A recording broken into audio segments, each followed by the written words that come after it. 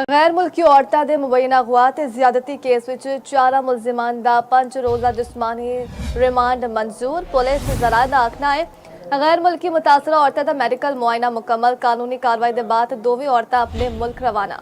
Defence which गैर मुल्की औरतां दे अगवा ते मुबैना ज़्यादती केस दी तहकीकात जारी ने।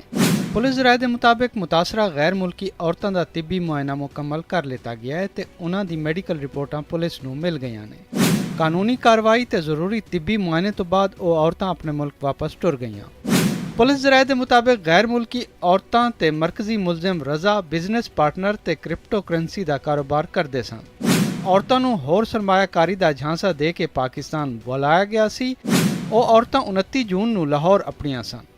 वापस जाण तो पहला मरकजी मुलजिम उन्हां नूं लै के डिफेंस गया, जिथे पहला तो मौजूद मुलजिम दे साथियां ने औरतां नूं ज़्यादती दा निशाना बनाया। पुलिस दा कहना है कि गिरफ्तार मुलजिमां दे तफसीली बयान रिकॉर्ड कर लए गए ने। केस दी नौईयत ते शफाफ तहकीकात नूं यकीनी बनाउण लई औरतां दी मैडिकल रिपोर्ट नूं खुफिया रखिया गया। सैयद मुशर्रफ शाह, चौपार, लाहौर।